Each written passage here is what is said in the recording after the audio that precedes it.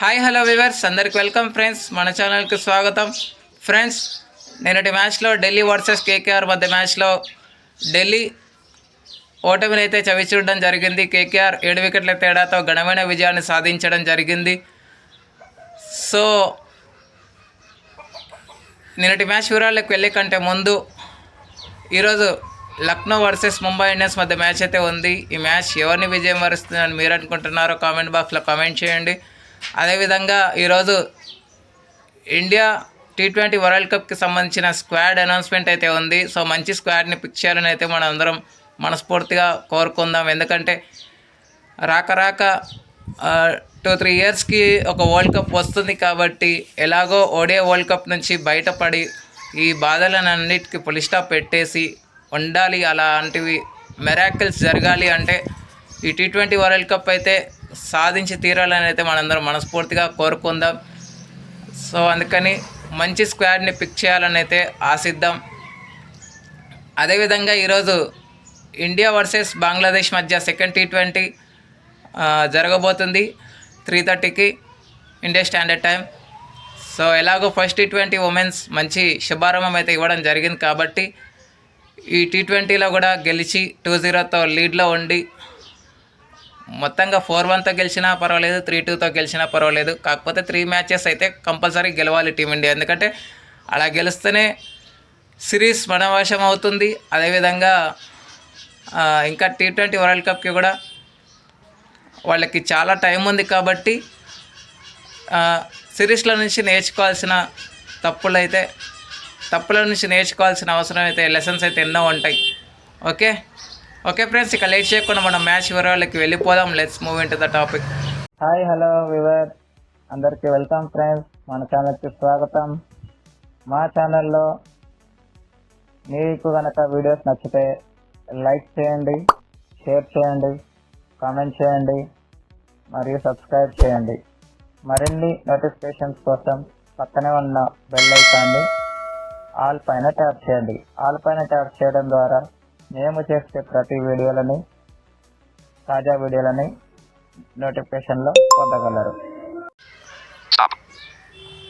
So toss గెలిచిన captain batting ఎంచుకున్నాడు Rishabh Pant.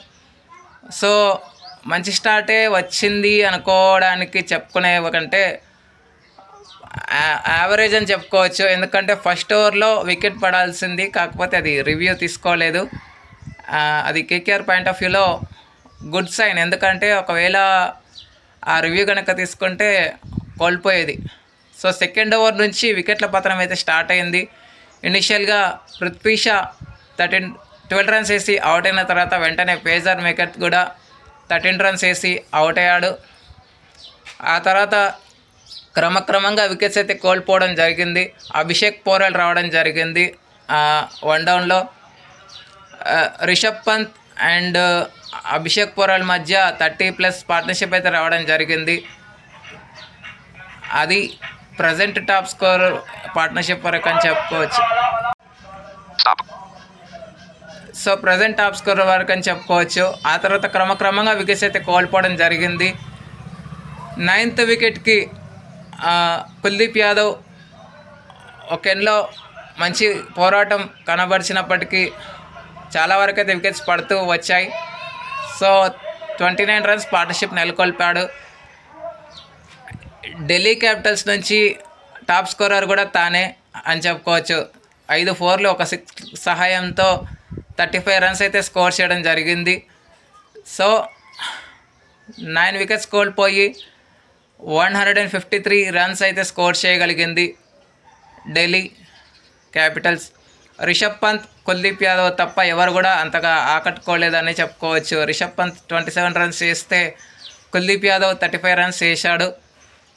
Wickets కనుక చూస్తే ఇనీషియల్గా పవర్ ప్లేలో ఫస్ట్ స్పెల్ మాత్రం వైభవ్ అరోరా మంచిగానే వేయడం జరిగింది. సెకండ్ స్పెల్లో తేలిపోయాడని చెప్పుకోవచ్చు. అండ్ మిడిల్ ఓవర్స్లో వరుణ్ చక్రవర్తి ఫస్ట్ సారి రిషబ్ పంత్ని అవుట్ చేయడంలో విఫలమైనా కానీ సెకండ్ ఓవర్లో తను వచ్చాడు. శ్రేయస్ అయ్యర్ ఏ మిస్టేక్ చేయకుండా మంచి క్యాచ్ అయితే తీసుకోవడం అయితే జరిగింది.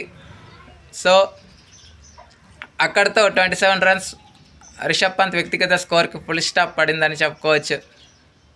సో వరుణ్ చక్రవర్తికి 3, వైభవ్ అరోరాకి 2, హర్షిత్ రాణాకి 2 అండ్ మిచెల్ స్టార్క్, సునీల్ నారాయణ్కి తలా ఒక్కొక్క వికెట్ అయితే రావడం జరిగింది.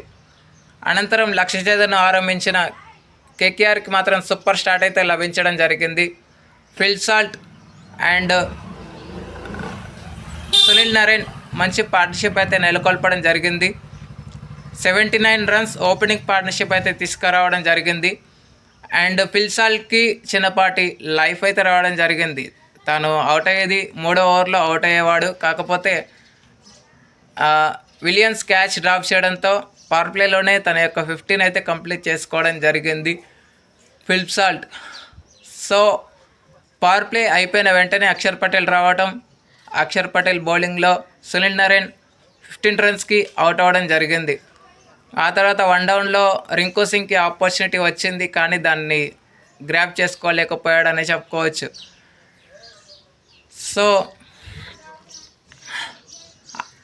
100 for 3 అక్కడి నుంచి మరో వికెట్ పడకుండా శ్రేయస్ అయ్యర్ అండ్ వెంకటేష్ అయ్యర్ ఇద్దరు కలిసి మంచి పార్ట్నర్షిప్ నిర్వహించడం జరిగింది. సో 57 రన్స్ పార్ట్నర్షిప్ అయితే నెలకొల్పారు. 3.5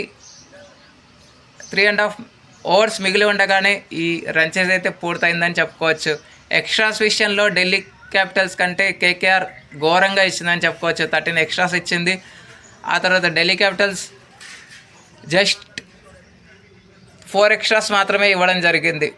వికెట్స్ కనుక చూస్తే వీళ్ళ సైడ్ నుంచి అక్షర్ పటేల్కి మాత్రమే 2 వికెట్లు వచ్చాయి, ఒకటి విలియమ్స్కి రావడం జరిగింది. విలియమ్స్ వికెట్ తీయడం అది రింకు సింగ్ది కావడం విశేషం. సో క్యాచెస్ విన్ మ్యాచెస్ ఊరికే అన్నారు కాబట్టి ఢిల్లీ క్యాపిటల్స్ కూడా 150 వరకు రాకపోయేది, కానీ కొన్ని క్యాచెస్ అయితే డ్రాప్ చేయడం జరిగింది. హర్షిత్ రాణా 2 క్యాచెస్ డ్రాప్ చేశాడు. ఎక్స్ట్రాస్ కూడా చాలా ఘోరంగా ఇవ్వడం జరిగింది. So player of the match award అయితే వరుణ్ చక్రవర్తిని వరించింది. 3 వికెట్స్ తీసుకొని 16 రన్స్ మాత్రమే ఇచ్చాడు కాబట్టి, ఎకనామికల్గా బౌలింగ్ చేశాడు కాబట్టి సో తనని వరించింది.